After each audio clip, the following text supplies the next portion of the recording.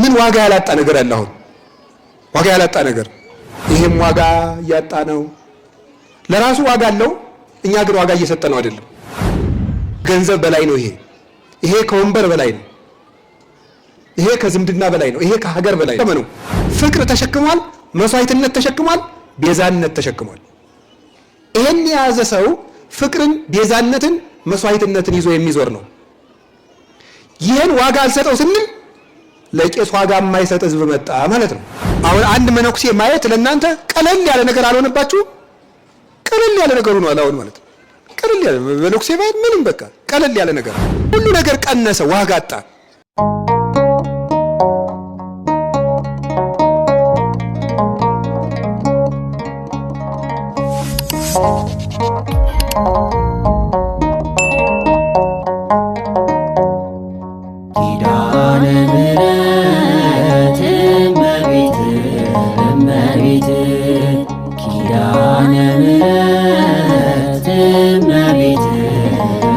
በስመ አብ ወወልድ ወመንፈስ ቅዱስ አሐዱ አምላክ። በስመ አብ ወወልድ ወመንፈስ ቅዱስ አሐዱ አምላክ። በስመ አብ ወወልድ ወመንፈስ ቅዱስ አሐዱ አምላክ አሜን። ይትባረክ እግዚአብሔር አምላከ አበዊነ ቅዱሳን ዘሰባህ ምህረቶ በላዕሌነ። ምህረቱን፣ ቸርነቱን፣ ይቅርታውን ከኛ ያላራቀብን የአባቶቻችን ፈጣሪ እግዚአብሔር ለዚህ ሰዓት ስላደረሰን ስሙ የተመሰገነ ይሁን። የእናታችን የቅድስት ድንግል ማርያም የቅዱስ መስቀሉ፣ የቅዱሳን መላእክት፣ የቅዱሳን ነቢያት፣ የቅዱሳን ሐዋርያት፣ የቅዱሳን ጻድቃን፣ የሰማዕታት ረድኤታቸውና በረከታቸው ከእኛ ጋር ይሁን። የተከበሩ አባታችን መላከ ገነት ለይኩን የምስራቀ ፀሐይ ቅዱስ ሚካኤል ቤተ ክርስቲያን አስተዳዳሪ፣ የተከበሩ መምህራችን ሊቀ ሊቃውንት ዮሴፍ በኢትዮጵያ ኦርቶዶክስ ተዋሕዶ ቤተ ክርስቲያን የሊቃውንት ጉባኤ መምሪያ አባልና የሰዋስወ ብርሃን ቅዱስ ጳውሎስ መንፈሳዊ ኮሌጅ ትርጓሜ መምህር፣ የተከበሩ አባታችን ሊቀ ጠበብት ጌራ ወርቅ ዋለ የደብረ ኃይል መስቀለ ክርስቶስ ወቅዱስ መርቆሬዎስ ቤተ ክርስቲያን አስተዳዳሪ፣ መላከ መንክራት አባ ገብረ ሚካኤል የመጻሕፍተ ብሉያትና የመጻሕፍተ ሐዲሳት መምህር፣ ሊቀ ሊቃውንት መምህር ዳንኤል የደብረ ብስራት ቅዱስ ገብርኤል ቤተ ክርስቲያን የትርጓሜ መምህር፣ አባቶቻችን ካህናት፣ ወንድሞቻችን ዲያቆናት፣ የእግዚአብሔር ቤተሰቦች ሁላችሁ አንድ አምላክ በሚሆን በአብ በወልድ በመንፈስ ቅዱስ ስም እንዴት ሰነበታችሁ? እንደምን ዋላችሁ? እንደምን አመሻችሁ? ቸርነት ገንዘቡ የሆነ ፈጣሪያችን ስሙ የተመሰገነ ይሁን። ሁላችሁንም እንኳን አደረሳችሁ።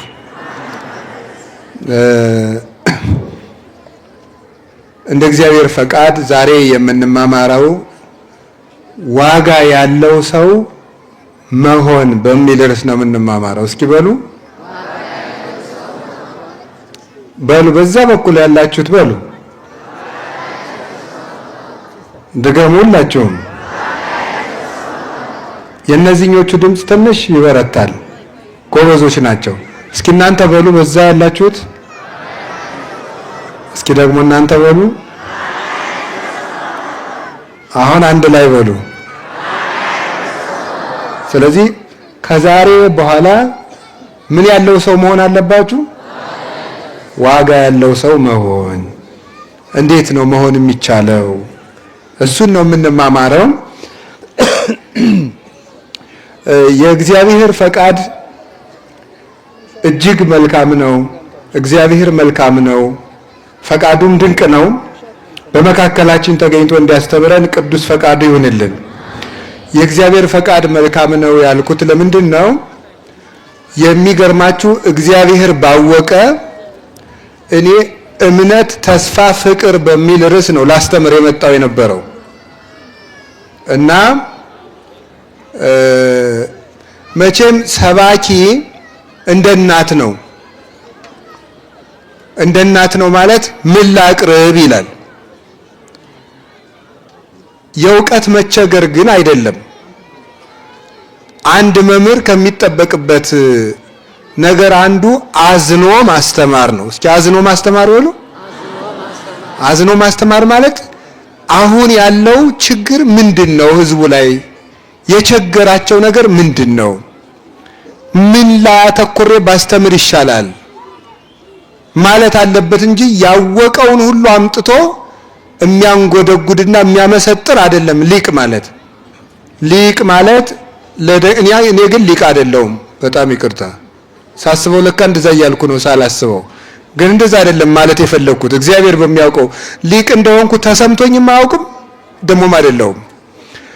ግን ማለት የፈለኩት ምንድነው አንድ መምህር ምን ላቅርብ ብሎ ይቸገራል። እንግዳ የመጣባት እናት ለልጆቼ ምን ላቅርብላቸው፣ ለእንግዶቹ ምን ይሻላቸዋል ብላ ተጨንቃ እንደምታቀርበው ህዝቡ ላይ ያለው ችግር ምንድነው፣ ምን ባስተምራቸው ነው የሚሻል ብሎ ይጨነቃል። ዕውቀትማ ችግር የለም። ማቴዎስ ምዕራፍ 1ም ትምህርት ነው፣ ምዕራፍ 2ም ትምህርት ነው፣ ምዕራፍ 3ም ትምህርት ነው። 28ቱ ምዕራፍ 28,000 ትምህርት ይኖራል። በቃ አንዱ ምዕራፍ አንስቼ ስለተማርኩ ማስተማር ይቻላል።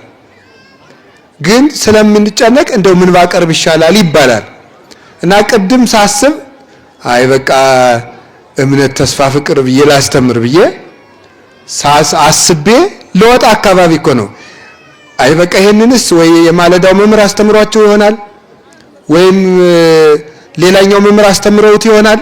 ሌላ ርዕስ ላስብ ብዬ ደግሞ እንደገና አስቤ የኛውን ርዕስ አሰብኩትና ያችን ብቻ አስቤ መጣውማ ጉዶኝ ይኖራል። ምክንያቱም ሰበኩታ መምህሩ ካስተማሩት በኋላ ምን ሊወጣ ይኖራል? አያችሁ እግዚአብሔር ያወጣኝ አምላክ እናንተንም ያወጣችሁ። ስለዚህ አያችሁ ተሳካልኝ ማለት እግዚአብሔር እውነተኛ ረዳት ነው። አሁን እንደዚህ የምላችሁ እንድትማሩበት ነው እኮ ገጠመኝ አይደለም ማውራት። ይሄ የእግዚአብሔር መግቦት ነው፣ እንደ ቀላል የምናየው አይደለም። በዚያውም ደግሞ ለሰባኪም ያስተምራል። ሰባኪ አንድ ርዕስ ብቻ አስቦ አይመጣም። ቀደም ያለው መምህር ላጥ አድርጎ የጣለው እንደሆነ ምጣድ እንዳልጣደች ሴት ወገብን ይዘ መንጓለል ነው። ጎበዝ ከባድ ነው። የኛ ህዝብ ደግሞ የኢትዮጵያ ህዝብ ነገር አይጠፋውም።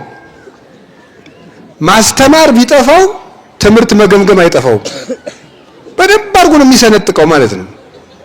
እውነት ነው። ከበሮ በሰው እጅ ሲያዩት ታምር፣ ሲይዟትሳ ታደናግር። ይዞት ሲሽከረከር አንተም አብረህ የምትጥለው ነው የሚመስልህ። ብትይዘው ግን ሰው ነው ተገጭ የምትገለው።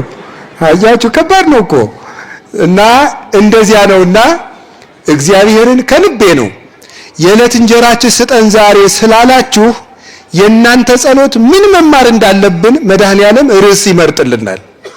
የዕለት እንጀራችን ስጠን ዛሬ ማለት እኮ የዕለት ቃለ እግዚአብሔር የሚያስተምረን መምህር ስጠን። የመምህሩን ልብ ደግሞ መሰንቆ የሚመታው ሰውዬ መሰንቆውን እንደሚቃኘው አይምሮውን ቃኝተህ ለኛ የሚሆን ትምህርት እንዲመርጥ አርገው ማለት ነው። እንዲያ ብላችሁ በጸለያችሁ መጠን የኛን ልብ እግዚአብሔር አስተካክሎም ቀና አድርጎም የሚረባ ነገር ይነግረናል። አሁንም እግዚአብሔር የሚረባ ነገር ይንገረን። እሺ ርዕሳችን ምንድነው? ምን አላችሁ? ዋጋ ያለው ሰው መሆን። ለምንድነው እንደዚህ የምንለው ነው? ለምንድነው ዋጋ ያለው ሰው መሆን የምንለው? በሶስት ምክንያት ይህንን ርዕስ እንማማራለን። ዋጋ ያለው ሰው መሆን የሚለውን አንደኛ ሁላችንም ዋጋ የሌለኝ ሰው ነኝ የሚል ስሜት እንዲሰማን እያደረገን ስለሆነ ሰይጣን። ሁለተኛስ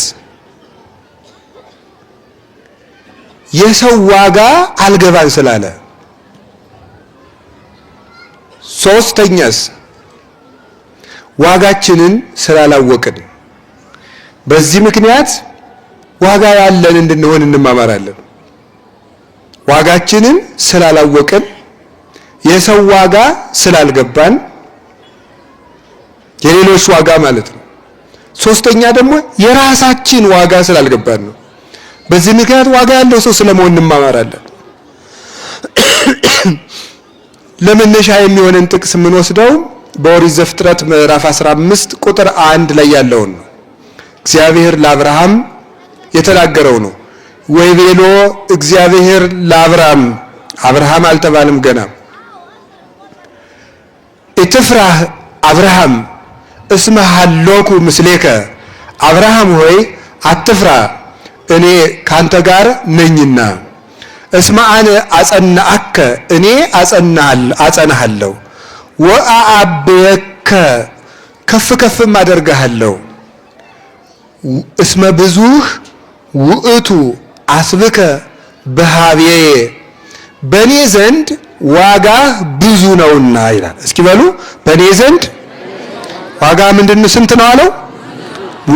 በእኔ ዘንድ ዋጋ ብዙ ነውና። አብርሃም ብዙ ዋጋ ያለው ሰው ነው። ብዙ ዋጋ ያለው ሰው ነው። ስለዚህ እንደ አብርሃም ዋጋ ያው የምናወጣ ሰዎች ምንሆን? እንዴት ነው? ዋጋ የሚያወጣ ዕቃ ይወደዳል። አሁን ከአንድ ሱቅ ሄዳችሁ ይሄንን ዕቃ ስንት ብር ትሸጥልኛለህ ትላላችሁ። ይሄን ያህል ብር እሸጣዋለሁ ይላል። ቀንስልኝ፣ 2 ብር ቀንሼልሃለሁ። በደንብ ቀንስ እንጂ ሌላ የሚቀንስ ልስጥህ እንዴ? ምንድን ነው የምትሉት? አይ ይሄው ላይ ቀንስልኝ ነው። ምክንያቱም ውድ የሆነው ዕቃው ምን ቢሆን ነው? ጥሩ ቢሆን ነው ማለት ነው። ዋጋው ውድ የሆነ ነገር ጥሩ ነው ብለን እናስባለን። የሌለ ነገርም እንፈልጋለን። የሌለ ነገር አሁን ሰው ለምን ይመስላችኋል ወርቅ ቀለበት ሲያሰራ የሚጋቡት ሰዎች የቆርቆሮ ቀለበት ቢያደርጉ ምንድን ነው ችግሩ? ምን ችግር አለው? ጠቅለል አድርጎ በደንብ አድርጎ በብርጭቆ ወረቀትም በምናምን በጋራጅ አለስልሶ ሰው የብርጭቆ ወረቀት የማያደርግ የቆርቆሮ ቀለበት የማያደርግ ምን ችግር አለ? መዳብስ ቢያደርግ የሆነ ብረትስ ቢያደርግ ይሄ አጥሩ የሽቦ አጥር ታውቃላችሁ? እሱንስ ቀለበት የማያደርግ ምን ችግር አለ? ለምንድን ነው ሰው የወርቅ ቀለበት የሚያደርገው? ጋብቻውን ማክበሩን የመጨረሻ ውድ በሆነ ነገር እየገለጸ ነው። ጋብቻው ትልቅ መሆኑን ዋጋው ውድ በሆነ ንጥረ ነገር ይገልጻል ማለት ነው እንጂ ግን ምንም በቆርቆሮም ቢሆን የምንም ቢሆን የብር ስለምን አያደርግም? መንፈሳዊ ትርጉም አለው ቀለበቱ። ግን ሰው እናንተ ግን መንፈሳዊ ትርጉም ገብቷችሁ ነው የወርቅ የምታደርጉት? በፍጹም። መንፈሳዊ ያልሆኑ ሰዎች ሁሉ የወርቅ ቀለበት አይደል ያደርጉት? ፈረንጆቹ ሁሉ ከፍ ሲሉ ደግሞ የምንድን ነው የዳይመንድ ቀለበት ያደርጋሉ። የአልማዝ ቀለበት፣ የእንቁ ቀለበት ያደርጋሉ። ለምንድን ነው ሲባል ዋጋ ውድ የሆነ ነገር ምንድን ነው? ዕቃው ጥሩ ነው። ዕቃው ይከበራል፣ ተከብሮ ይቀመጣል። ከገዛናቸው ዕቃዎች ውስጥ ሁሉ አንዱን እንዲያው አንዱ ልጅ መጥቶ የሆነ ቦታ ጣል ሲያደርገው አንተ ስንት ነገር እንደፈሰሰበት አላወቅም ብለን የምንቆጣው ዋጋ ያስከብራል። ዕቃውን የተከበረ ቦታ ያስቀምጠዋል፣ እንዲጠበቅ ያደርገዋል፣ እንክብካቤ እንዲኖረው ያደርጋል፣ ዓይናችን እንዲያርፍበት ያደርጋል። ዋጋ ትልቅ ነገር ነው የእግዚአብሔር ቤተሰቦች። ስለዚህ ሁላችንም ዋጋ ያለን ሰዎች መሆን አለብን። አንድ ነገር ልንገራችሁ፣ ሰው እንዲያከብረን አንተ ሰውዬ እኔ ነግሬሃለሁ አክብረኝ፣ አያከብረንም። እባካችሁ እነገሌ እንዲያከብሩኝ ቅስቀሳ አድርጉልኝ። በፍጹም ሊያከብሩን አይችሉም። ሰምታችኋል አይደል? ይሄ ይቅር በሉኝ የጥራዝ ነጠቅ ትምህርት ነው። ሊደርሺፕ የሚባል ትምህርት አለ። የጥራዝ ነጠቅ ያልኩት ዲፓርትመንቱን ሳይሆን እኔ መጥቀሴ በጥራዝ ነጠቅ ነው። አልተማርኩም ሊደርሺፕ እና በሊደርሺፕ ትምህርት 5 ፒስ የሚባሉ አሉ። ፒ የሚባሉት ማለት ነው። እና አንድ ጥሩ መሪ የሚለካበት ፒዎች ናቸው እነዚህ 5 ፒ የሚባል በደረጃ ነው። አንደኛ፣ ሁለተኛ፣ ሶስተኛ፣ አራተኛ፣ አምስተኛ የተባሉ የመጨረሻው ፒ በጣም ኃይለኛው በጣም ወርቁ መሪ ነው የመጨረሻውን ፒ የደረሰው። አንዱ ፒ ግን ፖዚሽን ነው የሚባለው። አንዱ ፒ ምንድነው? ወንበሩን ፈርተው ሰዎች ሰጥለበጥ የሚሉለት ሰዎች ነው። ግን እያከበሩት ሳይሆን እየፈሩት ነው። አይወዱትም፣ አያከብሩትም። በልባቸው ክብር የላቸውም፣ ይጠሉታል። ግን ካላከበር ነው አንኖራትም ብለው ለጥ የሚሉ ናቸው ማለት ነው። ወደ ግራ ዞር ሲል በግራ ያለው ለጥ፣ ወደ ቀኝ ዞር ሲል የገሩ ለጥ የሚል፣ ሲተነፍስ ሁሉ አሜን የሚል ፈርቶ ነው። አክብሮ እኮ አይደለም። ቀን ያገኘ ለክቱ ወሮሮ ነው የሚጥል። ፖዚሽን ያመጣው ክብር አይረባም። ፕሮዳክሽን ምናምን እያሉ ሄዳሉ። እኛ ፒ ጋር ምን አታገለው? ወደ መንፈሳዊ እንምጣ እንጂ ፒን ለዛው ለፒ እንተዋለን። አሁን ግን እላችሁ የፈለኩት ምንድን ነው? ሰዎችን አስፈራርተናቸው ሊያከብሩን ይችላሉ። ሰዎች ስለኛ እንዲያወሩ ብለን አደራጅተን እነገሌ ጥሩ ናቸው ብለው የሚናገሩ ሰዎችን አደራጅተንም ሊያከብሩን ይችላሉ። ያ ግን የማይቀጥልና ጊዜ እስከተሰጠን ድረስ የሚቆይ መከበር ነው። እሱ ክብር አይደለም። ከዚያ በኋላስ ሰዎች እንዲወዱን ብዙ ነገር እናደርጋለን። አቤት አቤት! ሰው እኮ ለመወደድ የሚደክመው ድካም እናቴ! የፀጉር አቆራረጣችሁ ለምንድን ነው? ለመወደድ። የምትቀቡት ቅባት ለምንድን ነው? ለመወደድ። ቅንድባችሁን መከራ ስታበሉት ለምንድን ነው? ለመወደድ። ጫማን እርግፍ የምታደርገው ለምንድን ነው? ለመወደድ። መነጽርን እዚህ ላይ አድርገን ለመወደድ። አሁን ሰዓት እኮ ራሱ ውሸት ነው። ለመቁጠሪያ እኮ አይደለም የሚደረገው፣ ለጌጥ ነው። ቦግ እንደውም ሲያወራ አንዳንዱ ሰው ሰዓቱን እንዲህ እያደረገ አይታችሁታል። እንደው ከገርማችኋል እኮ እኔን አይቼ ነው ወይ እንደው ደግሞ ምን ስል ነው የምታዘበው? እንደው ባላየውስ እስኪ እግዚአብሔር ያሳያችሁ። እናንተስ ባታረጉስ? እኔ ምን ስል አየዋችሁ? እንደው እና ቦግ ያለ ሰዓት ያደርግና እንደዚህ ያያየ እንደዚህ ያወራል። ለምንድን ነው? ለመወደድ። አቤት እናቴ አይደለም። ለመወደድ ዋጋ መጨመር ነው። እስቲ ዋጋ መጨመር በሉ። አዎ፣ ሰዎችን ቀስቃሽ ማዘጋጀት፣ ማስፈራራት፣ ማስደንገጥ፣ መቀጣጠል ሳይሆን ራሳችን ላይ ዋጋ መጨመር። በሞት የዋጋ መጨመር በሉ። ዋጋ የጨመረን ምን ያደርገዋል? ሰዎች እንኳን እዚህ ላይ ተቀምጦ ቆፍረው ይፈልጉታል። ወርቅን ቆፍረው ነው የሚያፈልጉት ሰዎች። ዋጋ ውድ ስለሆነ ወርቅን ሰዎች ቆፍረው ያወጡታል። ስለዚህ የእግዚአብሔር ቤተሰቦች የራሳችንን ዋጋ ነው መጨመር ያለብን። የራሳችንን ዋጋ። የራሳቸውን ዋጋ የጨመሩ ሰዎች ናቸው ዓለምን የሳቡት። በየመድረኩ እየዞሩ ስለራሳቸው የተናገሩ ሰዎች አይደሉም ዋጋ ያገኙት፣ ሰው ያከበራቸው። ተደብቀው ራሳቸው ላይ ዋጋ የጨመሩ ሰዎች ግን ዓለምን ሁሉ ከሽቶ ይልቅ ስበውታል። አባ እንጦንስ የሚባል ስም ታውቃላችሁ? አባ እንጦንስ የሚባለው አባት የመነኮሳት ሁሉ አባት ነው። አሁን በዓለም ላይ ስንት መነኩሴ ይኖራል? ኢትዮጵያ ብቻ ስንት ገዳማት ይኖራሉ? ይሄው እኔ የምኖርበት ገዳም ጣና ቂርቆስ እንኳን ስንት አለ? 300 መነኩሴ ያለ መናኝ ያለ በትንሹ። ማይበረ ስላሴ ስትሄዱ፣ ዋልድባ ስትሄዱ፣ ዳጋ እስጢፋኖስ ስትሄዱ፣ በየገዳሙ ስትሄዱ፣ ደብረ ሊባኖስ፣ ዝቋላ፣ ምድረ ከብድ፣ የትኛውም ገዳም ስትሄዱ ስንት መነኩሴ ያለ? በዓለም ላይ ስንት መነኮሳት አሉ? እነዚህን ሁሉ መነኮሳት የሳባቸው አባ እንጦንስ የሚባለው ሰው እየዞረ ስለራሱ ጥሩ የተናገረ ሰው አይደለም። ውሃ የሌለበት፣ ዛፍ የሌለበት፣ አዝመራ የሌለበት፣ ሰው የሌለበት ምድረ በዳ ላይ ራሱ ላይ ዘመኑ እስኪያልቅ ድረስ ዋጋ ሲጨምር የኖረ አባት ነው። ራሱ ላይ ዋጋ ሲጨምር ስለኖረ ፍልስፍና አልተማረ፣ ሳይንስ አልተማረ። በፍልስፍና የሚራቀቁ የግሪክ ፈላስፎችን ሁሉ እየጠራ ወደ በረሃ መጣቸው። ነገስታቱን ከዙፋናቸው እያስወረደ ወደ በረሃ መጣቸው። በምናኔው እየጠራ አሉ የተባሉ የግሪክ ፈላስፎች እንጦንስ ከሚኖርበት ገዳም መጥተው ሊፈትኑት በፍልስፍና ሲመጡ ወንድሞቼ ልብ ያለው ይበልጣል ወይስ ዕውቀት ያለው ይበልጣል አላቸው። ልብ ያለው አሉት። እንግዲያው እኔ ልብ እናንተ ዕውቀት አላችሁና እኔ እበልጣችኋለሁ ዞር በሉ አላቸው።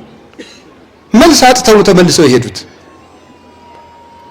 አንድ ሰው ብቻውን ራሱ ላይ ዋጋ ጨምሮ ሰዎችን ወደሱ ይጠራቸዋል፣ የትም ሳይሄድ ማለት ነው። ወርቅ ያለበት ቦታ ሆኖ ነጋዴዎችን፣ ቆፋሪዎችን ይጠራል። ያለበት ቦታ ሆኖ ድንጋይ ደግሞ አጠገብ እያለም ማንም የሚፈልገው የለም፣ ደግሞ እያነሳ ይጥለዋል። ሰው ያለበት ቦታ ሆኖ የሚጠራ ዋጋው ብዙ የሆነ ሰው ነው። አቡነ ተክለ አልፋ የሚባሉ አባት አሉ፣ ዲማ ጊዮርጊስ የነበሩ። እሳቸው እኔ ተክለ አልፋ ጸሎተኛ ነኝ፣ እኔ ተክለ አልፋ እንዲህ ነኝ አላሉም። ዋሻቸው ውስጥ ቁጭ ብለው ራሳቸው ላይ ዋጋ ሲጨምሩ ኖሩ። ዋጋ ሲጨምሩ ኖሩና ሲሞቱ መቋሚያቸው አፍ አውጥታ ወጥታ መምህራችሁ ተክለ አልፋ አርፎላችኋል ኑ ቅበሩት አለቻቸው።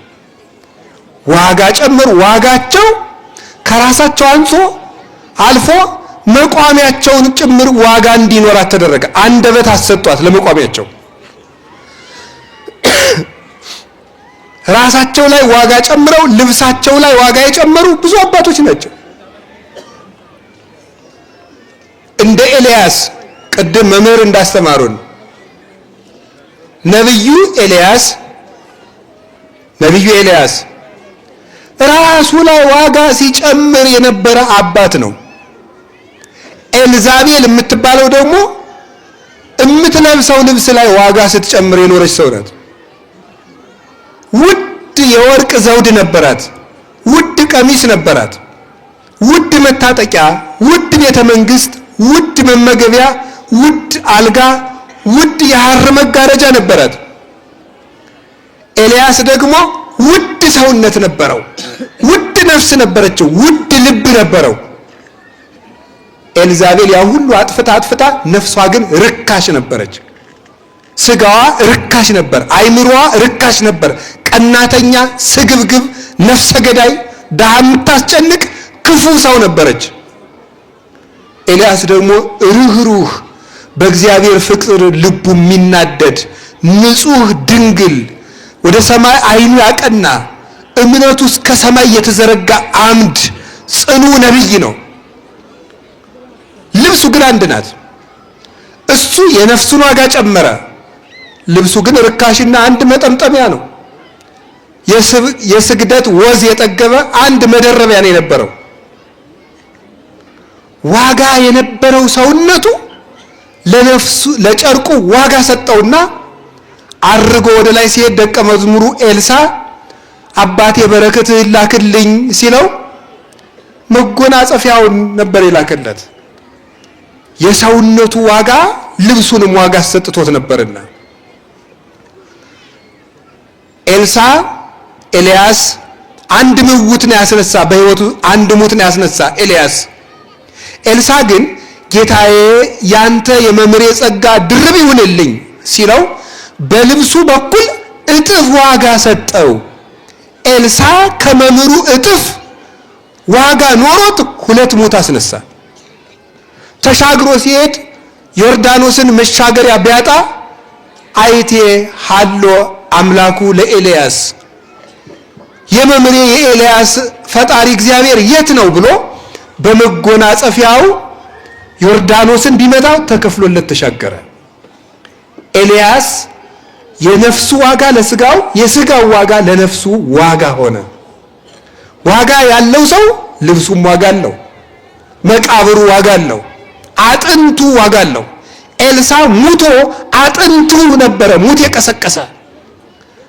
ከኤልሳ አጠገብ ሄዶ ሲቀበር ኤልሳ ከሞተ በስንት ጊዜው አጥንቱ ሲነካው ሙቱ አፈፍ ብሎ ተነሳ። ትልቅ ሰው ሙቶ እንኳን አጥንቱ ዋጋ አለው። ሞኝ ደግሞ እየኖረም ዋጋ የለውም። ዋጋ ያለው ሰው ኤልዛቤልሳ ውድ ዕቃ ነው እንጂ ስትገዛ የኖረች አይምሮዋ ግን ርካሽ ነው። ምን ሆነች? ርካሽ እጣቢ ክብር የሌለው እድፍ በውጭ ተደፍቶ እንደምጣል ተገላ በመስኮት ተጎትታ ወድቃ ደሟን ውሾች ለሰውት ቀባሪ አታ ነው የሞተችው። ያቺ ድሃ ስታሰድድ የነበረችው ውድ ወርቅ የለበሰች ውድ መጋረጃ ያላት መርጣ የምትመገበው መርጣ የምትናገረው እግሯ ትቢያ ሊነካው የተቸገረች እመቤት በርካሽ አሟሟት ሞተች። ዋጋዋን አላወቀችብና የእግዚአብሔር ቤተሰቦች እንዴት ዋጋ ትልቅ ነገር ነው። እግዚአብሔር ዋጋ የሚኖረን ያርገን። ዋጋ እንዲኖረን ያርገን።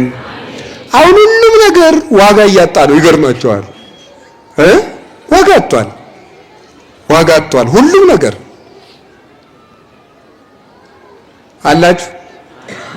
አላችሁ ምን ዋጋ ያላጣ ነገር አለ? አሁን ዋጋ ያላጣ ነገር ይሄም ዋጋ እያጣ ነው።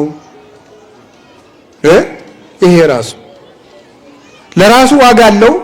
እኛ ግን ዋጋ እየሰጠነው አይደለም። ቄስ መስቀል ይዞ ለመስቀሉ ነው ዋጋ የሚሰጠው።